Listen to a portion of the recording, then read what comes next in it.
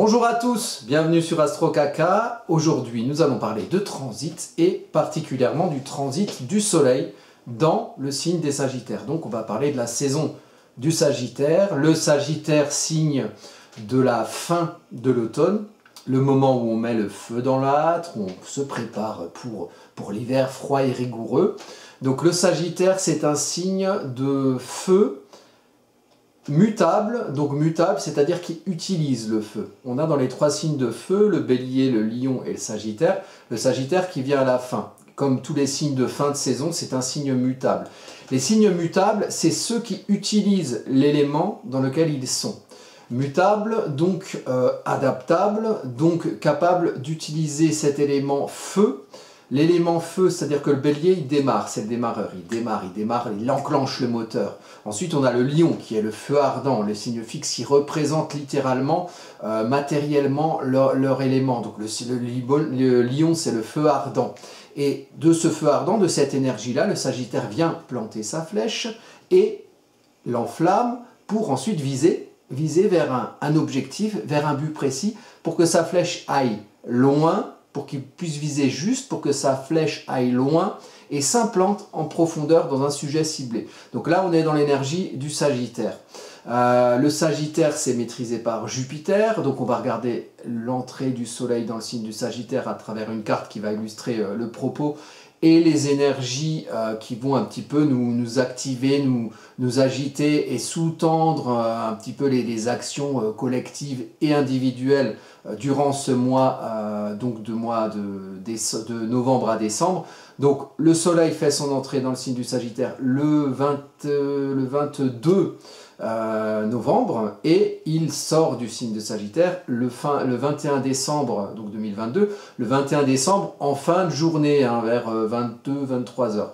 Donc dans cette période du 22 novembre au 21 décembre, il y aura une énergie, une atmosphère collective qui va être un petit peu influencée par les planètes qui sont au-dessus de nos têtes. Ça, c'est le transit, c'est l'étude d'astrologie de transit.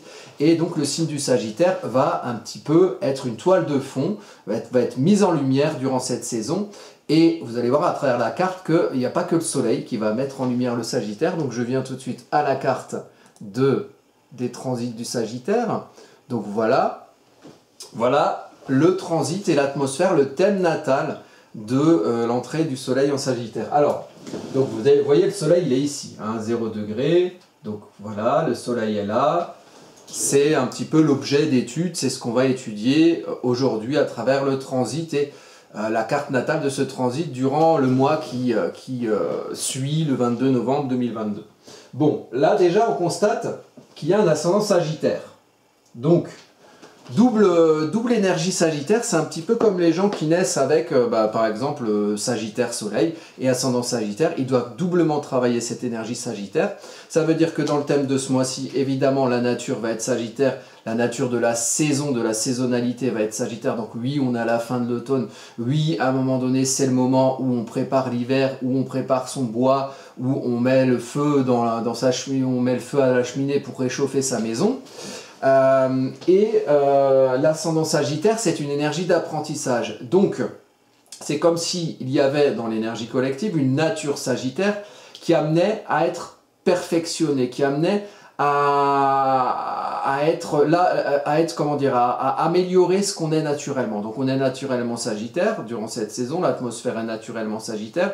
Donc, une nature des choses qui va nous amener à vouloir agir, puisqu'on est en signe de feu, feu l'action, à vouloir agir au-delà de de nos précarés établis, au-delà de ce qu'on pense au départ, au-delà de nos conditionnements culturels, éducationnels, sociaux, pour voir au-delà, mais attention, et c'est peut-être que ce que peut nous apprendre dans l'énergie collective cet ascendant Sagittaire, attention, lorsqu'on veut aller au-delà de soi, lorsqu'on veut prendre sa place, lorsqu'on veut expanser, attention à viser bien, à viser juste pour que sa flèche puisse atteindre sa cible et puisse s'implanter profondément dans un sujet d'étude précis ou dans une spécialité particulière. Le Sagittaire, c'est aussi un signe de morale, de dogme. Hein. C'est le signe qui pense la morale, qui pense les lois, hein, les règles collectives à travers lesquelles on s'institue. Hein, on est soi, et puis il y a plein d'autres soi autour de nous, et ensemble, on discute hein, au café du commerce du coin ou à l'Assemblée nationale, et puis des fois on confond les deux. Et on pense à des règles. Ah, tiens, ce serait bien que, ok, on fasse cette règle-là pour qu'on puisse tous fonctionner ensemble quelque part.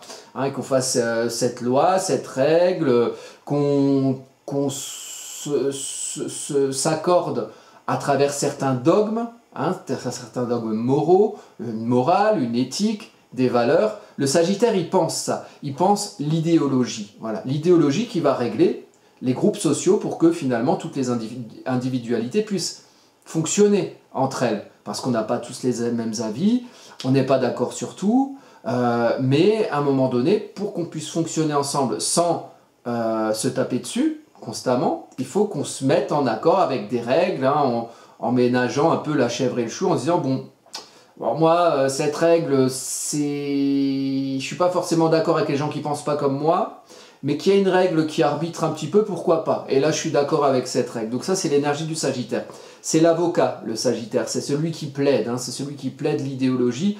Là où le Capricorne va être plutôt celui qui, une fois la règle instaurée, va la mettre en ordre, va la faire fonctionner et va l'établir. C'est le juge, hein, le Capricorne. J'avais vu ça chez Fabrice Pasco, j'aime bien cette analogie entre la maison 9, Sagittaire, l'avocat, et la maison 10, le juge, celui qui établit les règles et qui les administre quelque part. Alors, donc pour ce Sagittaire, il y a aussi une idée de dogme. Alors, ça va être très important ici, parce que à la fois un thème natal de nature Sagittaire et d'apprentissage Sagittaire, donc c'est quelque chose qu'il faut perfectionner, qui met le focus sur cette énergie Sagittaire. Alors, le Sagittaire a un maître. Le maître, c'est Jupiter. Vous voyez, Zeus, hein, c'est Jupiter, le maître des lois, hein, le king of God, hein, le big boss chez les dieux, voilà, celui qui prend toute sa place, hein, le Jupiter, c'est une idée d'expansion au sens géographique. Là où Saturne, c'est le temps long, c'est la règle appliquée sur la durée. Jupiter, c'est l'expansion, on prend de la place, et parfois on prend trop de place, du coup on gonfle les autres. Hein. C'est parce que tu prends ta liberté s'arrête là où commence celle de l'autre, comme dirait l'autre. Et ben là, du coup, si tu prends la place, tu piétines la place de ton prochain il va pas être content. Voilà. Après, c'est la guerre des chats, et puis ils se fightent tous pour avoir leur territoire. C'est pas le but. Donc, mais attention à ces énergies, surtout avec un ascendant Sagittaire. Donc, attention à viser, et comme dirait Amel Bent, hein, viser la Lune, ça ne lui fait pas peur. On va parler de la Lune tout à l'heure d'ailleurs. Mais vous pouvez viser quelque chose, hein, avoir envie d'expanser vers quelque chose, mais toujours en gardant à l'idée que, à un moment donné, si vous allez plus loin que là où vous êtes, vous risquez d'aller sur le territoire d'un taureau pas content, hein, qu'on vienne sur son précaré, vous voyez. Donc, voilà, il y a toute cette idée d'énergie. Alors, Jupiter se trouve ici. Hein. Alors, il est en maison 4. Attention, je travaille en maison égale. Donc là, il y a marqué maison 3, parce que les cartes que je tire d'Astrothème mettent les transits en maison Placidus. Moi, je ne calcule pas comme ça. Donc, pour calculer les maisons égales, vous regardez l'ascendant, 10 degrés. Donc, à chaque fois, vous faites maison 2, 10 degrés du Capricorne, maison 3, 10 degrés du Verseau, maison 4, 10 degrés du Poisson. Donc, tout ce qui va être après 10 degrés du Poisson et avant 10 degrés du Bélier, pour moi, ça va être en maison 4, ou pour tous ceux qui travaillent comme moi en maison égale. Hein. Les maisons égales sont des maisons solaires, les maisons Placidus sont des maisons lunaires. Après, chacun voit ses modes de calcul, astrologie tropicale, astrologie sidérale, ça dépend de chacun, et de là où chacun voit midi à sa porte quelque part, moi c'est en maison égale. Il se trouve que Jupiter est en maison 4 en Poisson. Quel est le point commun entre le signe des Poissons et le signe du Sagittaire, où il y a l'ascendant et le soleil sur ce thème? C'est Jupiter. Donc Jupiter qui maîtrise les deux signes. Donc Jupiter avec un soleil en balance, un ascendant en balance, Jupiter est dans un signe de domicile. Mais il n'est pas dans son premier signe de domicile, le Sagittaire, il est dans son second, le signe des Poissons. Jupiter est entré en Poissons, là, durant cette saison du Scorpion. Il n'y est pas depuis longtemps, il ne va pas y rester longtemps. Jupiter va repasser en Bélier, je ne sais plus, mi-décembre ou fin décembre 2022. Alors, Jupiter en Poissons, en plus accompagné de son maître Mercure en Poissons, donc on a les deux maîtres du signe des poissons en signe des poissons. Donc une grosse énergie de spiritualité, une grosse énergie émotionnelle, une grosse énergie d'idéaux au sens à la fois du côté poisson, croyance, et au sens à la fois côté Sagittaire, dogme. Donc le dogme, c'est celui, on va dire, le dogme c'est l'Église, hein, c'est celui qui va établir les règles par rapport à une croyance, hein, l'Inquisition, tout ça, hein, la messe, hein, tous les dimanches, voilà, les petites règles comme ça. Et le côté poisson, c'est le côté Jesus, c'est le côté la base de la croyance, la foi, pourquoi je crois en ça, en cette spiritualité, vous voyez. Donc, il y a un lien entre les deux qui se fait, ici, par la maîtrise de Jupiter, du signe du Sagittaire, donc de l'ascendant et du Soleil, et par le fait que Jupiter soit positionné en Poisson. Mais il est positionné en Poisson pas n'importe où, il est en Poisson en maison 4. Et la maison 4, c'est la maison du foyer, c'est la maison de l'intime émotionnel, de la source émotionnelle, du socle sur lequel on se base pour construire tout le reste quelque part. Hein, c'est pour ça qu'on dit foyer, cocon intime. La maison 4, il y a aussi un côté quelque part construction, mais construction de soi, construction de son émotionnel à travers le bagage le bagage qui nous régit un petit peu quand on arrive, quand on s'incarne sur Terre. C'est-à-dire, on arrive dans un endroit social, dans un endroit culturel, dans un endroit éducationnel qui va ensuite générer derrière une construction qui va se faire à la lumière lunaire de ce bagage éducationnel, culturel, social. On est toujours influencé par de là où on vient. Et Jupiter en maison 4, c'est un petit peu ça, c'est prendre sa place, exprimer ses grandes aspirations neptuniennes, puisqu'il y a Neptune et Jupiter en Poisson. Prendre sa place, c'est être dans une espèce d'univers de gestation, hein, comme dans le ventre de sa mère. Hein. Le Poisson, c'est le 12e signe du zodiaque, c'est celui qui symboliquement finit. Avant la naissance bélier, avec cette violence où on casse sa coquille d'œuf, où on est par accouchement avec tout son côté viscère, sang, pisse et caca qui va avec. Enfin, c'est un truc assez violent, même si derrière, ça peut être pour de bonnes choses, évidemment, la naissance. Hein, ou pour de mauvaises, selon les personnes. Peut-être vous reconnaîtrez dans l'un ou dans l'autre de ces archétypes, ou peut-être des gens autour de vous, vous les reconnaîtrez comme ça. Bref, le Jupiter-Neptune en Poisson, c'est prendre sa place, c'est la grandeur. Jupiter, c'est ce qui est infini quelque part, qui s'étend, qui prend de la place, et si on l'arrête pas, ben, ça continue à prendre la place. Prendre la place à travers ses aspirations, à travers ses idéaux, à travers ses rêves, à travers son imagination, il y a son imaginaire, il y a même quelque chose d'artistique dans un Neptune en Poisson.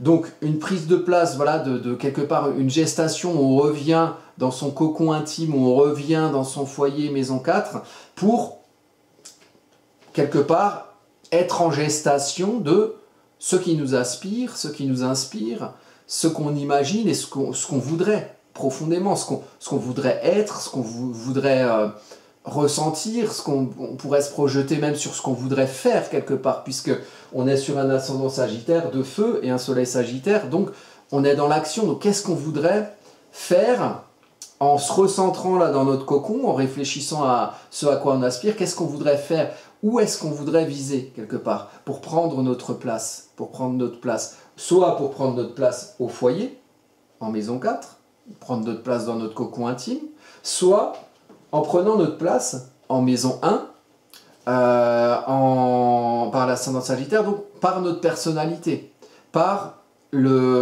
l'extension de notre personnalité sur le monde, à travers la flèche Sagittaire qui tire loin et juste, et si on ne tire pas juste, ben on se plante, voilà, et on fait des gaffes.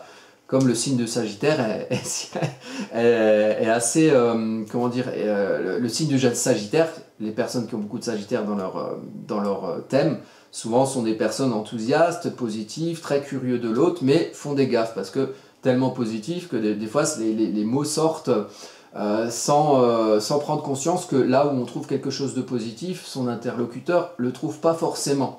Donc il y a ce danger aussi là avec le Sagittaire, et on a un soleil en maison 12, puisque l'ascendant est en Sagittaire à 10 degrés, le soleil est à 0 degré.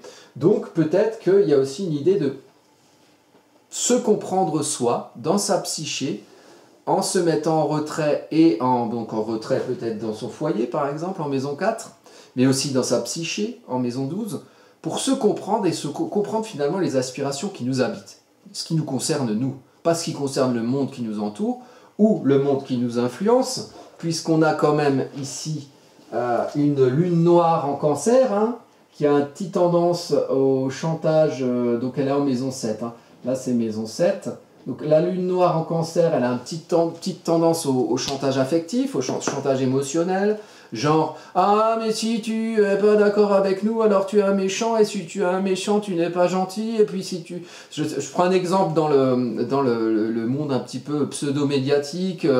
Oui, mais si tu dis que l'Europe c'est pas gentil, alors tu es un méchant, alors tu veux la guerre. Je vous donne un truc très simple, mais finalement comme dans le mainstream, on a tendance, j'ai eu l'impression qu'on a eu tendance à nous parler comme des enfants depuis un certain nombre d'années, finalement, le fond du discours peut être de ce genre. Alors, vous mettez là-dedans de l'Europe, vous mettez là-dedans de l'Ukraine, vous mettez Poutine, vous mettez Biden, vous mettez l'Iran, vous mettez ce que vous voulez. Et plutôt que de penser les choses rationnellement et de se dire, tiens, il y a des conflits, il y a des forces en présence, ils ont des manières de faire, ils ont une culture différente, là, les choses, bon, ben, là, c'est pas cool, là, c'est cool.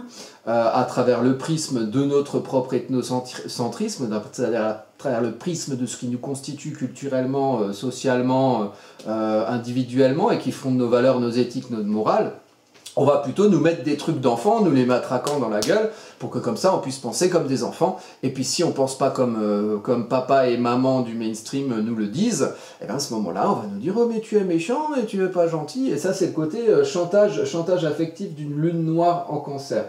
On va voir aussi que cette lune noire en Cancer est très bien aspectée, puisque elle est dans un grand triangle qui unit 3 points, donc qui va être quelque chose de mise en valeur dans le thème Sagittaire de ce mois-ci, enfin du mois qui commence à partir du 22 novembre jusqu'au 21 décembre.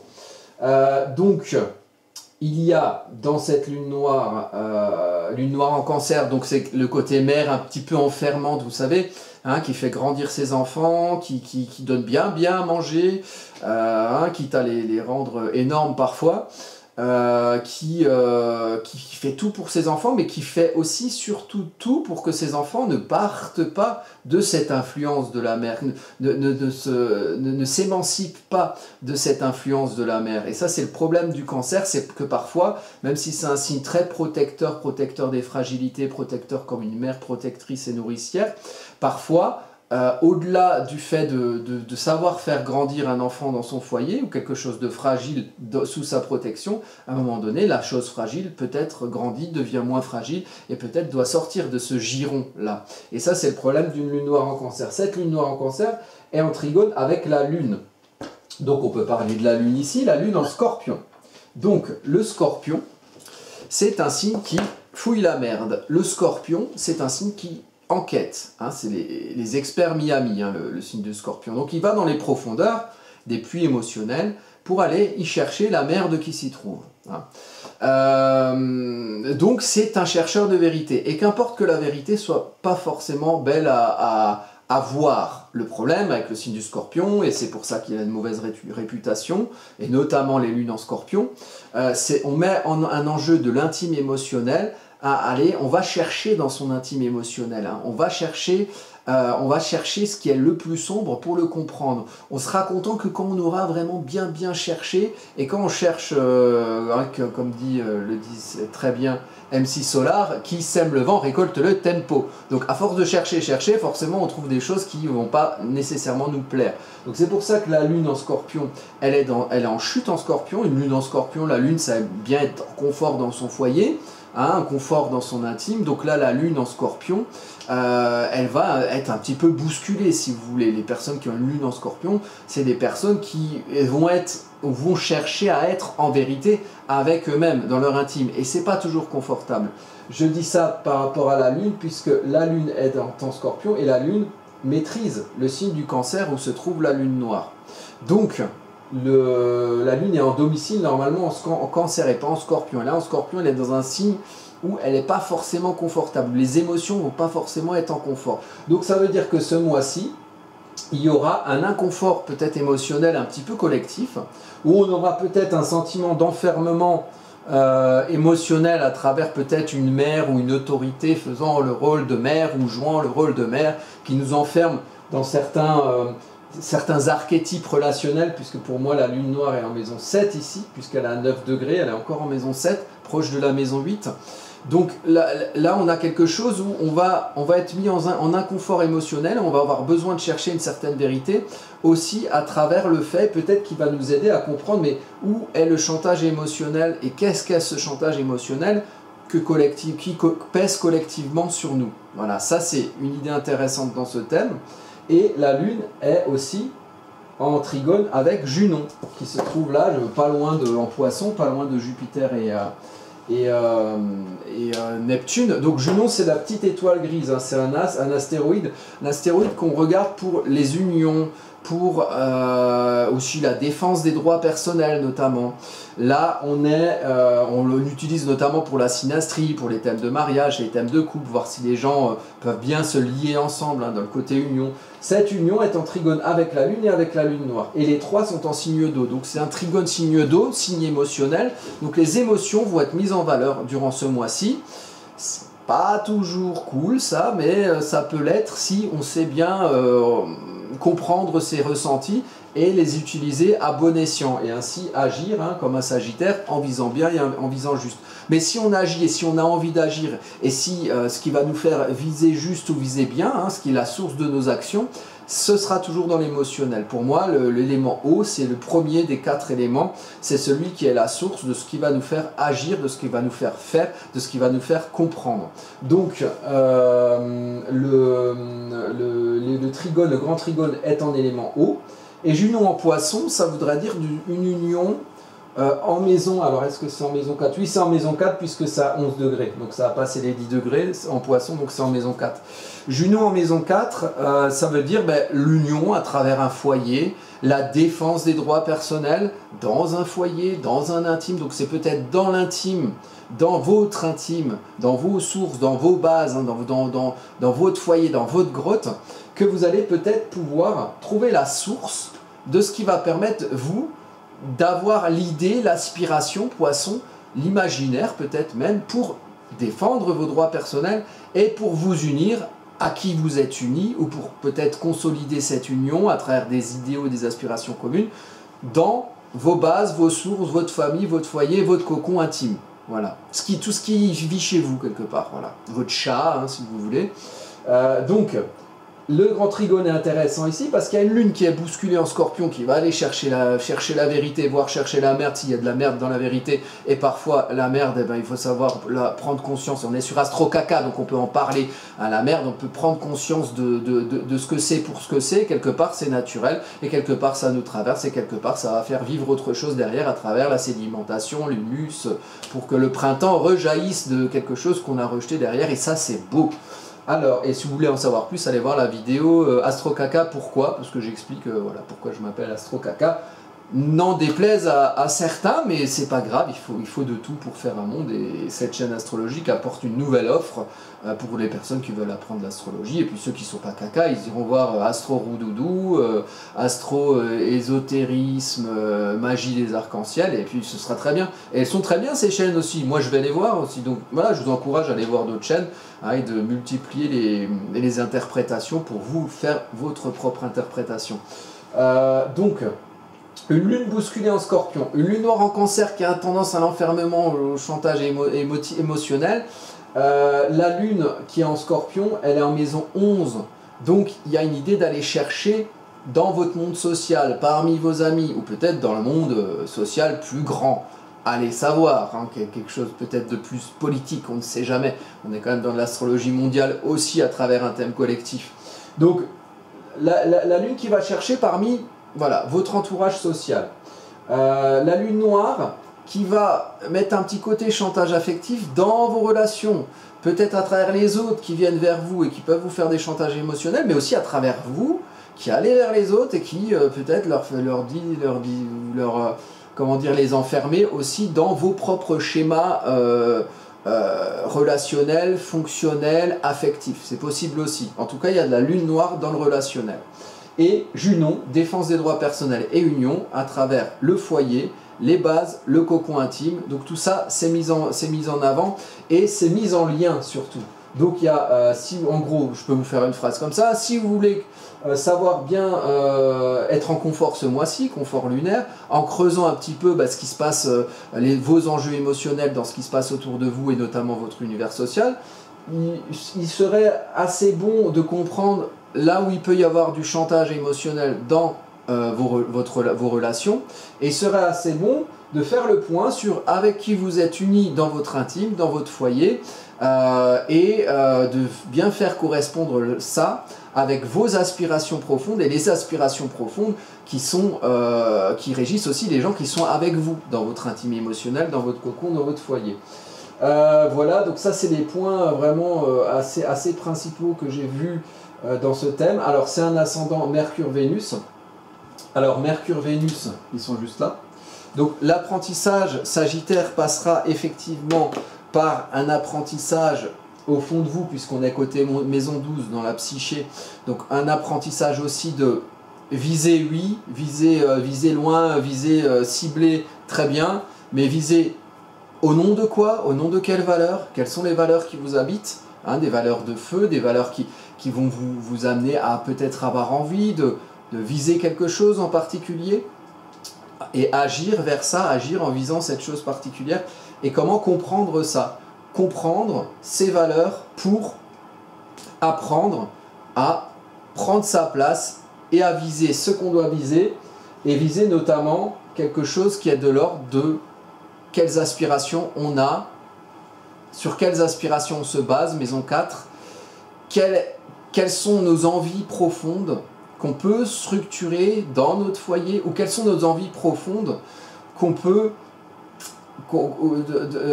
nos envies profondes à travers lesquelles on peut viser dans notre foyer. Donc ça peut être des envies, des aspirations profondes qui concernent notre foyer, notre manière de vivre dans nos cocons, et ça peut être aussi des aspirations profondes qui se basent sur un intime émotionnel où on se sent les pieds assez ancrés pour pouvoir viser quelque chose qu'on veut nous, dans notre individualité, à travers notre personnalité, comment on veut expanser notre personnalité. Mais l'expansion viendra de la maison 1 et de la maison 4. L'expansion viendra de nos personnalités, de nos psychés aussi en maison 12, et de comment elles grandissent, et éventuellement, peut-être il serait de bonne loi de savoir se mettre dans un cocon où on est assez en sécurité pour pouvoir réfléchir à ce qui nous aspire.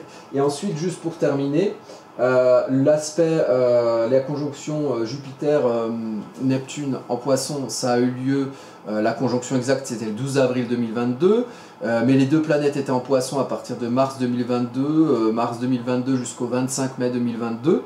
Donc il y a peut-être aussi chez vous et chez tout le monde une idée de revenir à ce à quoi, parce que c'était un beau monde de rêves et d'idéaux où il y avait déjà pas mal de chantage émotionnel dans la période mars à mai 2022.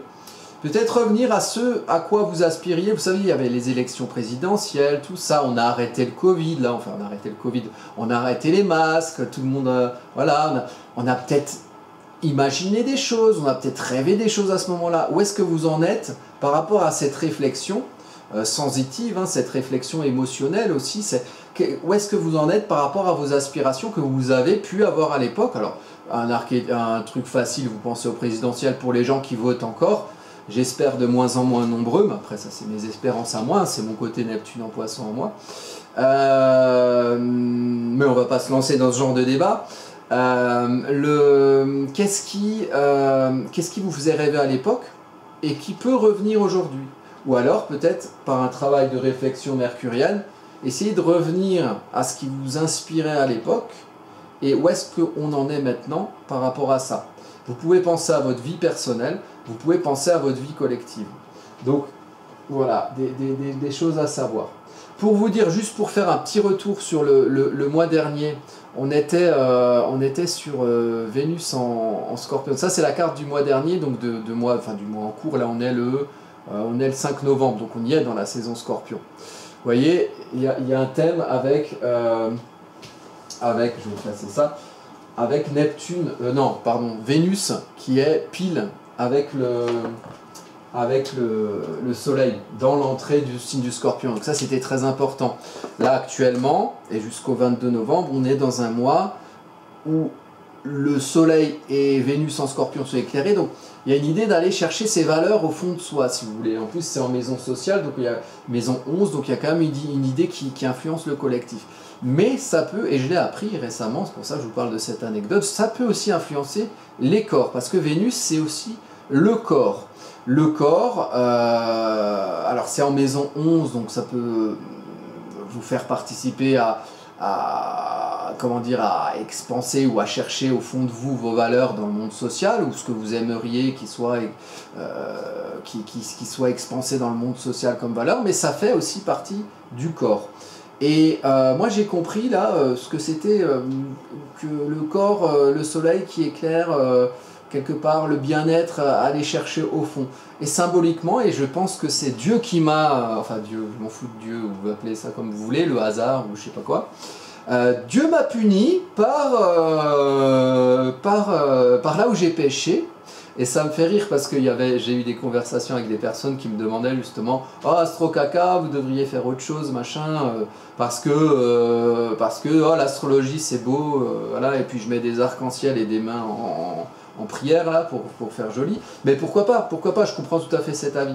Mais là, du coup, ça va sûrement faire rire ces personnes, mais du coup, après avoir fait ces vidéos pour expliquer ce que c'est Astro Caca, et avec une saison du Scorpion qui cherche un peu la merde et qui a le corps Vénus associé au Soleil dans l'entrée du signe, donc il y a une idée quand même de mise en lumière de ce qui est profondément ancré dans notre corps et dans notre matière vénusienne, ben là j'ai eu une gastro de fou.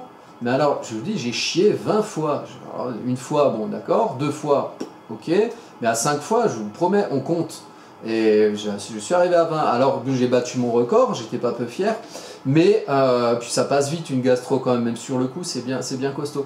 Mais il y a eu ce rapport-là, et j'ai vu autour de moi beaucoup de gens voilà, qui avaient ce genre de petits inconvénients, que ce soit une gastro ou autre chose, où justement le corps à un moment donné, il fait un stop là sur tous les excès de l'été, et il te dit non là tu mets sur pause et puis tu vas chercher au fond la merde et puis tu ressors ce qu'il y a à sortir. Et quelque part j'ai vraiment œuvré à donner beaucoup de moi-même pour enfanter les humus autour de moi et pouvoir recréer de la vie peut-être au printemps. Donc voilà, sachez qu'on œuvre tous quotidiennement à ça, mais que là récemment j'ai beaucoup œuvré. Mais c'était juste pour trouver cette excuse là pour vous parler du fait que oui, on fait des thèmes de mois en mois, mais quand on revient dessus c'est intéressant aussi. Et moi quand j'ai eu ma gastro, j'ai repensé à ce côté Vénus, Soleil, Scorpion. Je suis merde, punaise, c'est vrai, j'ai pas assez insisté sur le côté corps de Vénus, sur le côté matière. Vous voyez là, mais Vénus en taureau, hein, la Vénus qui aime bien toucher, manger, sentir. Et juste avant cet épisode gastrotique, je parlais de bouffe tout le temps, ah ouais, un beau repas, ah là là, les belles assiettes, ah le beau gigot, machin. Et tac, ça m'est revenu dans la gueule. Donc attention, tout excès est mauvais en toute chose, mais bon, bah, parfois on se fait plaisir, et puis bon, bah, il faut savoir s'arrêter. Le taureau que je suis l'aura appris par ce triste épisode. Eh bien, je vous dis, voilà, je vous dis à bientôt. Alors, pour ceux qui suivent la chaîne, hein, n'hésitez pas à venir sur, je vous montre là, c'est le Facebook Astro Caca, c'est formidable, le Facebook Astro Caca.